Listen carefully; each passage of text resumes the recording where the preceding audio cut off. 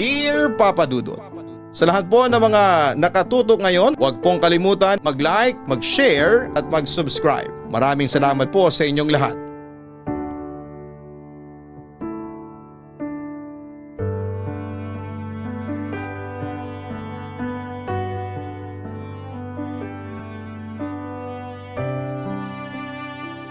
Dear Papa Dudut, kumusta po kayong lahat?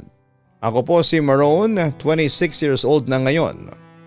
Suki ako ng inyong channel at madalas akong makinig ng mga horror at sexy stories ninyo. Siya nga pala, hindi horror ang ibabahagi ko sa inyo dahil sa awa ng Diyos ay wala akong nararanasang kababalaghan sa buhay ko. Pero may kakaiba akong karanasan at yon ang gusto kong ibahagi sa inyo ngayon. Papa Dudut, 17 years old ako nang magtrabaho ako bilang houseboy sa mag-asawang Mr. and Mrs.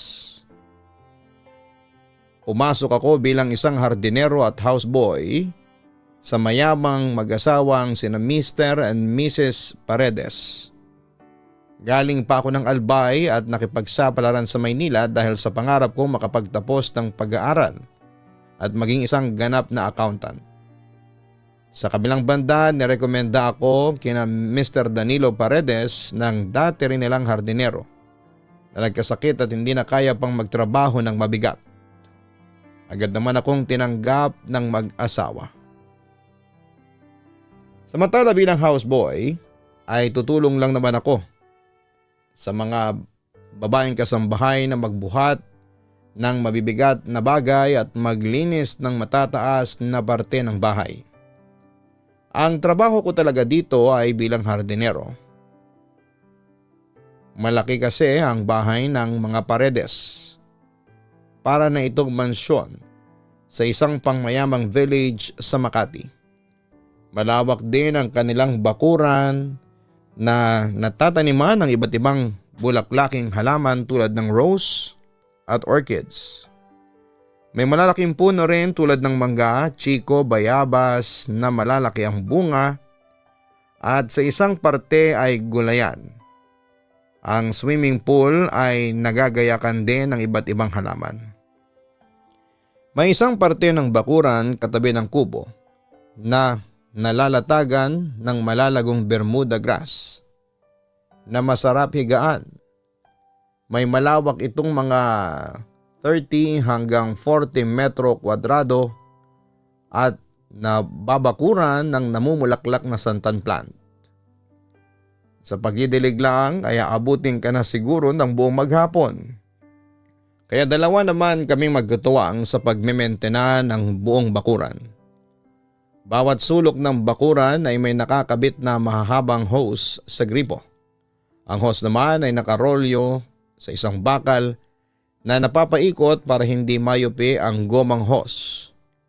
Sa kabilang banda ay may hiling lang ako noon sa mag-asawa na kung maaari ay pag-aralin ako kahit sa pampublikong kolehiyo para mag-aral kahit na hindi na ako swelduhan. Allowance na lang pang araw-araw ang aking hinihingi. Mabait naman ang mag-asawa, lalo na ang lalaki na si Sir Danilo. Pahinga na ako sa trabaho simula alas 3 ng hapon pero mag-uumpisa ako ng alas 6 ng umaga. Tuwang-tuwa naman ako nang mapagpasyahan ni Sir Danilo na pag-aralin ako. Bibigyan din ako ng allowance at syempre pasusweldohin pa rin niya ako sa pagiging houseboy. Samantala ay marami ang nagsasabi na magandang lalaki daw ako. May nakakaakit na mga mata. Matangos na ilong, may kakapalan lang ang mga labi pero hugis puso naman. Lalo na kapag nakangiti.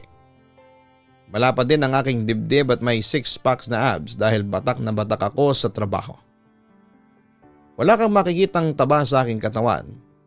Puro muscles dahil sanay ako sa mabibigat na mga gawain.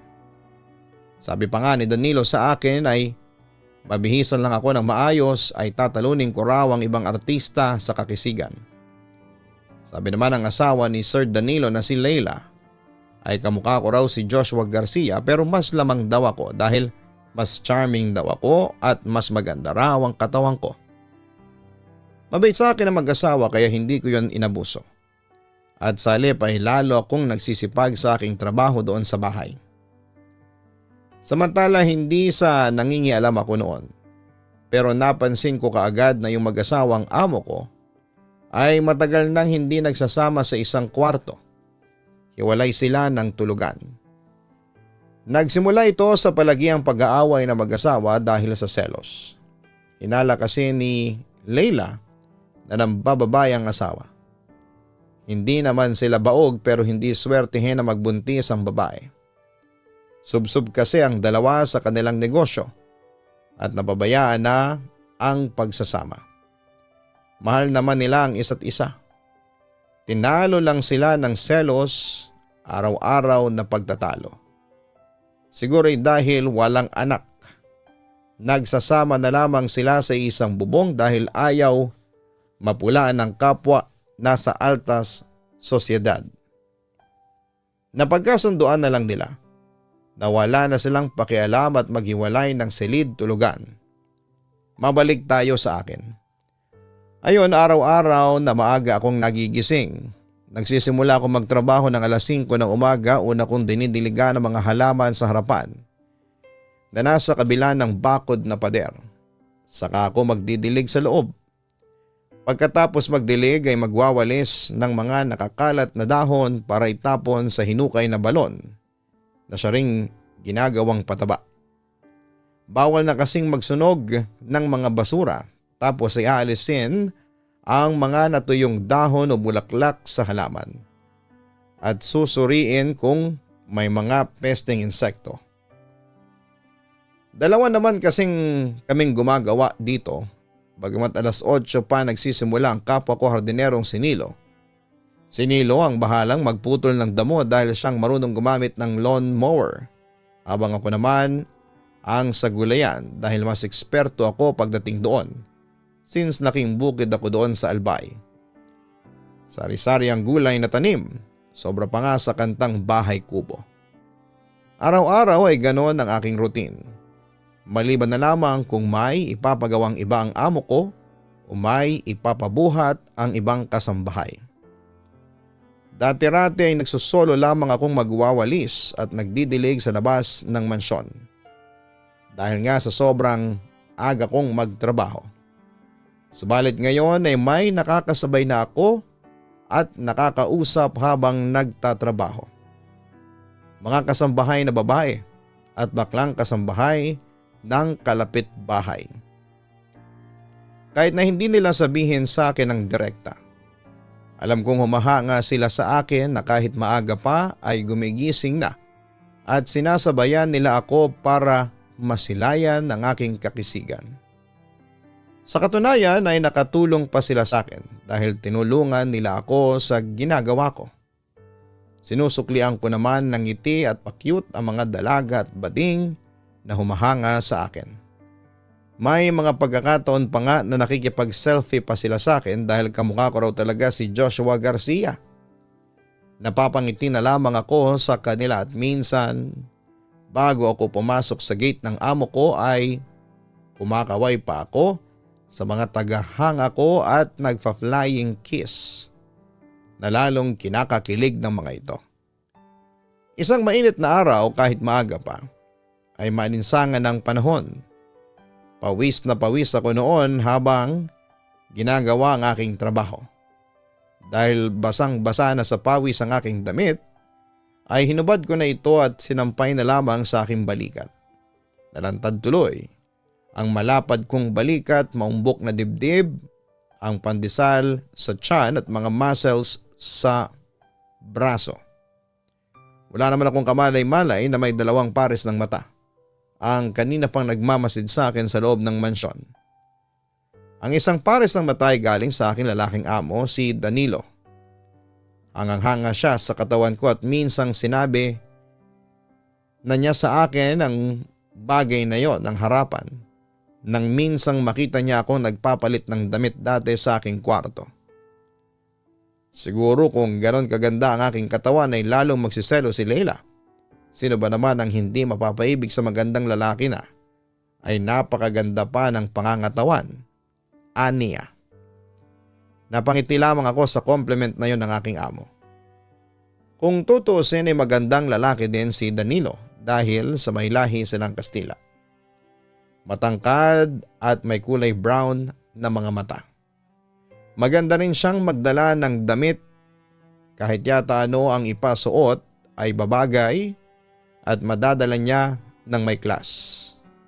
Hindi nga lang sing ganda ng katawan ko ang kanyang katawan dahil wala man lang itong muscle. Hindi man lang yata siya nakapagbuhat kahit na isang maliit na timbang tubig. Pero bumawi naman si Danilo sa kinis at kulay puting kutis. Hindi mo siya kakikita ng anumang peklat o mga marka sa balat. Flawless kumbaga. Samantalang hindi ko alam ay may isa pang pares ng mata na nakatingin sa akin at yun ay ang asawa ni Danilo na si Leila. Wala akong kalam-alam na pinagpapantasyahan na pala niya ako. At nung minsang makita niya ako nakahubad sa kusina dahil kinukumpuni ko yung lababo noon kahit na hindi niya sabihin pero alam kong humahanga siya sa katawan ko. Hindi kasi makakapagsinungaling yung mga titig niya sa akin at galangon ng kanyang mga labi na napakakagad sa tuwing pinupunasan ko yung pawis sa katawan ko. Pero aminin ko rin papadudot na lihim akong nagkakagusto noon sa babaeng amo ko. Sobrang ganda ni Leila. Mayahalin tulad siya sa ganda ng artistang si Carla Abellana. Sa edad na 39 ay mapagkakamalan pa siyang mahigit na 20 anyos lang. Maputi at sexy. At minsan ay aaminin ko na napapanaginipan ko si Leila na niroromansa ako. Yun nga lang ay nagigising din ako sa katotohanan at iniisip na malabong mangyari ang panaginip ko dahil una, amo ko siya. Mayaman siya at sino ba namang alta ang papatol sa isang dukhang katulad ko. Bukod doon ay 17 years old lamang ako. Mukhang hindi naman papatol si Leila sa isang menor de edad. Samantala pagkatapos kong maghardin ay naligo muna ako tapos ay mabilis na nagpalit ng damit. Nang biglang bumusina si Danilo. Hudyat yon para puntahan ang gate para buksan yon. Papalapit na ako sa gate nang tawagin muna ng amo at pinupunasan muna ang windshield ng sasakyan kahit nakaka-car wash lamang ito. Okay na po sir. Buksan ko na po ang gate. Tanong ko sa amo ko. Nakita kita kanina, ganda ng katawan mo ah. Puri ni Danilo sa katawan ko sabay hawak sa dibdib at may pagpisil pa roon. Dati ka bang nag-gym Maroon? Sunod na tanong ng amo ko. Hindi po sir. Babad lang po ako sa mabibigat na trabaho. Sapol sa pagkabata ko po. Sagot ko naman. Kung babae lang ako matagal na kitang pinikot. Pabirong wika ni Danilo sa akin. Sige buksan mo na ang gate. Utos pa niya sa akin.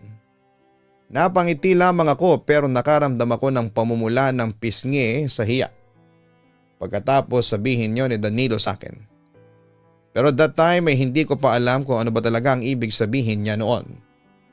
Napansin naman ng amo ko na medyo na awkward ako kaya ngumiti siya at tinapik niya ang balikat ko bago siya pumasok sa kanyang kotse. Ingat po kayo sir, pahabol ko pa.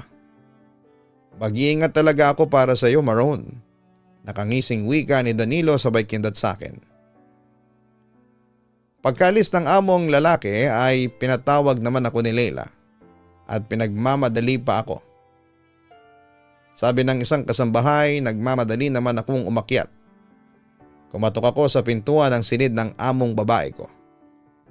Nang bumukas ang pinto ay tila na starstruck ang amo ko at hindi agad nakapagsalita.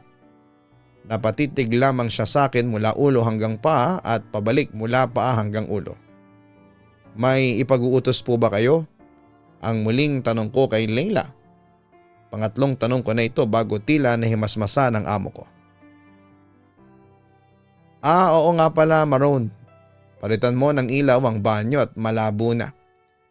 Linisin mo na rin ang pagkakabitan. Saka palitan mo na rin ang mga bulaklak sa flower vase. Lanta na kasi, utos pa ni Leila. Opo ma'am, wala na po ba? Wika ko. Wala na. At wala sa sariling hinagod ang dibdib ko. Ang tambok ng dibdib mo ang sarap pisil-pisilin. Nalito naman ako sa ginawa ng amo ko. Sa taranta ay tumalikod na lamang ako at bumaba na. Pagkalis ng amo ay agad na pinalitan ko ang ilaw sa banyo at naglagay ng bagong bulaklak na rose sa flower vase na pinitas sa garden. Samantala'y sumapit noon ang tanghali at sabay-sabay na kumain ang mga kasambahay. Wala namang kaming pagsisilbihan kapag tanghali dahil pareho naman silang wala kapag tanghali. At dahil walang amo ay hindi nawawala ang tsismisan. Bakit nga pala walang driver sina sir? Tanong ko noon kay Manang dahil siya ang pinakamatagal na naglilingkod sa mag-asawa. Naku, si Manang hindi sasagot yan. Hindi niya alam ang isasagot. Ang singit ng mas batang kasambahay na si Jenny. Sa hindi ko talaga alam buwelta ni Manang. Kasi Maroon, pinagselosan ni Sir ang bawat driver na kuhanin ni Ma'am, lalo na kapag gwapo. Simula noon ay hindi na sila kumuha ng personal driver. Pero mas gwapo ka dun, mas macho pa. Natatawa ang wika pa ni Jenny sabay kurot sa matigas kong braso. At ikaw Maroon, sino yung kinakalantari mo kapag umaga dyan sa labas? Naku, lagot ka sa mga amo natin at amo nila kapag nakabuntis ka. Paalala naman ni Manang. Nakabuntis agad? Hindi ko nga alam ang pangalan ng mga yun Nakikipagkaibigan lang ang mga yun. Pagtatanggol ko sa sarili ko. Ang gwapo-gwapo mo kasi. Ako na lang ang buntisin mo. Biro pa ni Jenny. Oy, loka ang harot. Ang sabi pa ni Manang sabay kurot sa tagiliran ni Jenny. Nagtawanan na lamang sila. Samantala nagdaan ang mga araw at araw-araw pa ring magkahiwalay na pinapanood ng mag-asawa ang pagtatrabaho ko. Dahil taginit ay lagi akong nakahubad kung magtrabaho sa bakuran. Wala akong kalam-alam noon na gustong-gusto na pala ng mga amo ko ang pawisang katawang ko. Lalo na at tumutulo na ang maraming pawis sa maigsing maong shorts na suot ko. Isang gabi ay sobra talagang init ng panahon. Kahit may electric fan ay tagaktak pa rin ang pawis ko. Hindi na rin ako makatulog sa tindi ng init. Naisipan kong lumabas muna at nagpunta sa garden kung saan ay naroon ng malawak na parte na natataniman ng malalagong Bermuda grass. Nahiga ako doon. Malamig ang dampi ng damo sa aking likod. Nakaramdam ako ng ginhawa. Sabayan pa ng paghihip ng hangin. Nakatulog ako nang hindi ko namamalayan. Ang hindi ko alam ng mga oras na yon ay bumangon si Leila para magbanyo. Pagbalik sa higaan ay natanaw niya akong natutulog. Hindi ko siyempre alam kung ano ang ginawa niya ng mga oras na yon. Basta nagising na lamang ako nang makaramdam ako ng tila may pumipisil sa pagkalalaki ko. Pagdilat ng mga mata ko ay laking gulat ko nang makita ko ang amo kong babae na tumabi sa akin habang hinahawakan niya ang private part ko. Ma'am, bakit po? Sorry po, mainit kasi kaya dito ako nakatulog. May takot na nagsorry ako sa aking amo, subalit ibang sinagot ni Leila. Paligayahin mo ako, Maroon. Gusto kong matikman ang katawan mo. Ang walang kagatul-gatul na sabi sa akin ni Leila. Ho? Yun lang ang naisagot ko dahil nadaganan na ako ng amo at hinalikan sa labi. Ang sabi ko, romansahin mo ako, Maroon. Alisin mo ang init ng katawan ko. Patunayan mo sa akin na lalaki ka. Ang sabi pa ni Leila. Wala na ako nagawa noon at sa garden ay nagparaos kami ni Leila. Hindi na ako pumalag kasi bilang lalaki gusto ko rin kasing maka-experience ng ganon. Pero first time kong gawin yon, kay Leila ko sinuko ang aking virginity. Halos mabaliw at mawala na ako ng lakas sa ginagawa namin. Pero papadudot wala kaming kamalay-malay ni Leila na may isa pang nanonood sa aming ginagawa. Si Danilo hawak ang Larga Vista o binoculars. At sa amin yon nakafocus. Kitang-kita niya ang ginagawa namin ng asawa niya. Hindi ko alam kung nagsiselos siya o naiinggit kay Leila ng mga sandaling yon. Samantala'y halos 30 minuto kaming nagromansahan ni Leila sa garden. Unang nakaraos si Leila, sumunod naman ako. Napayakap ako sa babae kasi halos mawala na ako ng lakas noon. Naghahabol din ako ng hininga ng mga sandaling yon. Salamat Maroon at napasaya mo ako at naramdaman kong babae ulit ako. Galak na sabi ni Leila sa akin. Pero curious ako Ma'am Leila, hindi ba kayo nagtatalik ng asawa ninyo? Curious kong tanong habang nagbibihis kami ng damit. Hindi, matagal na kaming hindi nagtatalik. May temporary impotency si Danilo ayon sa mga doktor. Nagsimula ito nang maaksidente siya. Pero pwede rin na baka ibang putahe ang gusto niya. Aniya. Nagtaka naman ako. Sa ganda at sexy niyo, maghahanap pa ba ng iba si Sir Danilo? Wika ko. Eto Maroon, hindi ako sure dito. Theory ko lang ito. Si Danilo feeling ko ay lalaki din ang gusto niya. Sabi ni Leila na siya ko namang kinagulat. Tapos ay bigla ko naalala yung mga titig ni Danilo sa akin at yung pagpisil niya noon sa dibdib ko. Kaya pala may nararamdaman ako sa amo kong lalaki. Kinabukasan ay maagang pumasok si Leila sa trabaho habang si Danilo naman ay nakapagtatakang hindi pumasok dahil masama daw ang kanyang pakiramdam. Bukod sa siya naman ang CEO ng sarili niyang kumpanya kaya may karapatan siyang umabsent kung gugustuhin niya. Bandang alas 8 ng umaga ay narinig kong nag-uusap ang mga kasambahay at iba pang mga helpers. At doon ay nalaman ko na binigyan pala sila ng allowance para mag-shopping o dumalaw muna sa kanilang mga pamilya. Nalungkot naman ako kasi parang ako lang ang hindi binigyan. Tapos nung nakita pa ako ng amo ko ay sinabi pa niya sa akin na maiiwan daw ako dito sa bahay para samahan ako. Nang wala na yung mga kasambahay at iba pang mga helpers ay muli akong tinawag ng amo kong lalaki. Halika Maroon, punta ka sa silid ko. Utos niya sa akin. Agad naman akong sumunod at ewan ko ba pero nakaramdam ako ng excitement na hindi maipaliwanag. Pagpasok ko ay tumambad sa akin ang katawan ni Danilo. Hindi man malalaki ang kanyang mga muscles pero pwede nang pagpantasyahan. Kung i-describe ang overall appearance ng amo ko sa gay lingo, very twink ang datingan niya. Maroon, nahuli ko kayo ni Leila na may ginagawang pagtataksil sa garden. Seryosong sabi pa ni Danilo. Napalunok naman ako at kinabahan pero muli akong napalunok nang mapansin kong naka-boxers lamang ito at tila may nabuhay na kung ano sa loob nito. Sorry po Sir Danilo kung sisibakin niyo po ako, tatanggapin ko po. Deserve ko po yun dahil sa ginawa ko sa inyo pero nakikiusap po ako sa inyo. Huwag niyo po akong papatayin. Natatakot kong sabi sa amo ko. Alam ko namang hindi magagawa ni Danilo ang pumatay pero syempre iba na rin ang selos. Nakita ko nagbuntong hininga si Danilo bago muling nagsalita. Maroon, hindi ako magagalit sa iyo kung susundin mo ang gusto ko. Aniya, ano po ba yun? Tanong ko sa aking amo. Handa ka bang makipagromansa sa kapwa mo lalaki? Seryoso niyang tanong sa akin. Hindi ako nakakibo at sa totoo lang ay hindi talaga pumasok sa akin ang makipagromansa sa kapwa ko lalaki.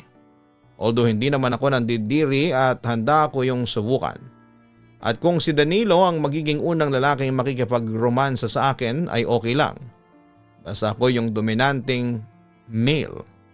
Alpha top ayon sa bokabularyo ng gay community. At saka syempre may mga reservations din ako. Gusto niyo po ba sir magtalik tayo? Diretsahang kong tanong sa amo ko. Tumango si Danilo. Kaya mo ba? Ready naman akong maging submissive sa'yo. Sagot pa niya sa akin. Hindi naman ako nakakibo noon dahil hindi pa rin ako makapaniwala na sasabihin yon sa akin ng amo ko. Pero hindi na ako nakapagsalita pa nang lumapit sa akin si Danilo at hinalikan niya ako sa labi. Nung una ay may pagpalag pa ako pero lalong hinigpitan ni Danilo ang kapit sa katawan ko. Yung pagpalag ko naman ay hindi pandidiri. Actually parang nagustuhan ko pa yung ginagawa namin. Mabilis naman ang naging mga pangyayari, Papa Dudut. Ang halikan namin ni Danilo ay nauwi sa paglalakbay niya sa aking murang katawan. Pero nang malapit na siya sa nangangalit kong armas ay huminto siya. Baka naman isumbong mo ko sa DSWD ha, natatawang wika niya sa akin. Huwag kayong mag-alala sir, hindi ko po gagawin yan. Sa totoo lang ay parang nagugustuhan ko rin po ang ginagawa natin, ang sabi ko sa kanya. Muli naman nagpatuloy si Danilo sa paglalakbay sa aking katawan at bawat sulok, bawat parte ng katawan ko ay pinuntahan ang kanyang malikot na labi.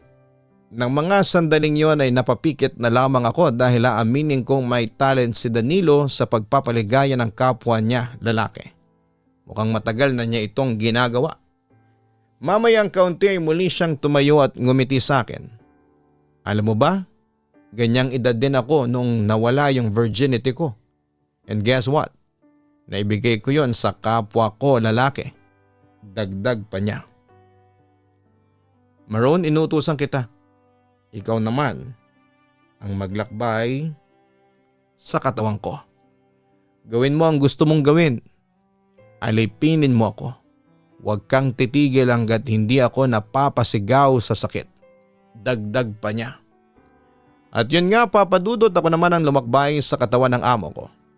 Pareho kaming umungol pero mas nakaramdam ako ng excitement na magsimulang umaray na siya nang lakbayin ko ang kanyang likuran. Sa bawat sigaw at pagmamakaawa niya sa akin ay sobrang saya ang nararamdaman ko. Hindi ako tumitigil hanggat hindi siya umiiyak. Hindi lang paglalakbay ang ginawa ko, sinaktan ko pa ang kanyang katawan. Hindi ako tumigil hanggat hindi ako nakakaraos sa pagiging alpha male ko. Makalipas ang 30 minutong paglalaro, lantang gulay na bumagsak si Danilo sa kama. Umiiyak at parang inabuso. Natauhan naman ako at kinabahaan nang makita kong nagkapasa ang halos buong katawan niya. Masyado yata akong nasobrahan sa pagiging dominante. Sir, sorry po, kinakabahan kong sabi sa amo ko. Okay lang Maroon, gusto ko talaga yung sinasaktan ako. Mas matindi ang pananakit sa akin, mas nag-iinit ang katawan ko. Aniya. Sa madaling sabi, masokista pala ang aking amo. Habang nakakaramdam pa rin ako ng guilt sa ginawa ko, umupo ako sa tabi ng nakaplakda pa rin si Danilo. Sir, sigurado po ba kayo na kaya nyo pa? Oo, kaya ko, Maroon. Ulitin natin to ha. Gusto kong pahirapan mo pa ako. Huwag kang titigil hanggat hindi ako naghahabol ng hininga. Dagdag pa niya sa akin. Pagkatapos noon ay sabay kaming naligo sa banyo. Bagamat naawa ko sa kanya kasi hindi siya makagalaw ng maayos habang naliligo, ay pinagtapat sa akin ni Danilo na kaya nanlalamig siya sa kanyang asawa dahil hindi nito masakyan ang fetish niya. Nang matapos kaming pareho ay nauna na akong pumasok sa kwarto ko at doon ay nagbihis na ako ng damit. Natulog muna ako hanggang alas 12. Doon ay nakita ko na bumalik na yung ilan sa mga kasambahay at naghahanda na ng pananghalian. Hindi ko naman makita si Danilo sa paligid. Sabi ni Jenny nasa kwarto lang daw ang amo namin parang may sakit. Kinagabihan ay maagang nagapunan si Danilo. Tapos na ang lalaking amo ko nang dumating naman si Leila galing ng trabaho at hindi naman talaga sila sabay kumain ng asawa. Agad itong pumasok ng kwarto at nanood ng replay ng NBA. Ilang gabi ang lumipas at walang nangyari sa amin ng mga amo ko. Tahimik lang si Danilo habang si Leila ay panay ang lapit sa akin pero hindi kami nagtatalik. Pero sa ika-6 na gabi pagkatapos ng una naming pagtatalik ni Danilo ay pinatawag ako ng mga amo ko sa kanilang kwarto. Naikwento sa akin ni Danilo ang nangyari sa inyong dalawa. Kaya pala marami siyang pasan ng gabing makita ako siya. Seryosong panimula ng babae. Nakaramdam naman ako ng hiya at hindi makatingin ng diretsyo sa mga amo ko. Pero nagulat ako nang biglang magsalita muli si Leila. Ulitin niyo ang ginawa ninyo pero this time kasama niyo na ako. Napatingin na ako sa aking mga amo at nagudyat sila sa akin tungkol sa gusto nilang mangyari. Tatluhan. Threesome. Magkahalong kaba at excitement ang naramdaman ko kasi first time kong gagawin yon. At yun na nga, sinimulan na namin ang tatluhan sa isang kama. Tulad ng nakagawian ay si Leila ang submissive habang kaming dalawa ni Danilo ang dominante. Pero nag-request sa akin ang lalaki kong amo. Dahil gusto raw niya akong matikmang muli. Nilapitan ko ang dalawa at masuyo ko silang hinalikan. Ang sarap mo talagang humalik, Maroon. Ang wika pa ni Danilo sa akin. Ano pang inihintay ninyo? Sabay niyo akong paligayahin. Utos sa amin ni Leila. At pagkatapos noon ay mga halinghing at pag-ungol ang umalingaw-ngaw sa buong kwarto. Walang pakialam yung mga amo ko kahit na marinig pa kami ng mga kasambahay at ibang helpers na stay-in sa mansyon. Nilakbay ko ang katawan ni Leila habang si Danilo naman ay nilalasahan ng kanyang asawa. Matagal ang naging paglalaro namin hanggang sa magpalit kami ng posisyon ni Danilo. Ako naman ang nilasahan ni Leila. Di naman nakapagpigil si Danilo at hinalikan niya ako habang nilalakbay naman niya ang katawan ng asawa. Marami pa kaming ginawa noon na umabot halos ng 1 oras. Pero nung makaraos na ako ay agad na lumuhod si Danilo at sinalo niya ang lahat ng biyayang nagmula sa akin. Hindi naman pumalag si Leila at sa halip ay sinuportahan pa nito ang asawa. Napatingin naman ako sa kanila satisfied bagamat medyo nakaramdam din ako ng kaunting hiya. Kasi syempre mga amo ko sila. Dumating ang pasukan sa isang private school ako in-enroll at hindi basta private school. Sa pangmayamang private school yon. Sa kabilang banda ay nabuntis si Leila at kahit na kasalo nila ako sa ligaya ay tanggap niya yon. Nakiusap din sa akin si Danilo na siya ang kilalaning ama ng magiging anak namin ni Leila. Siyempre pumayag naman ako sa kagustuhan nila.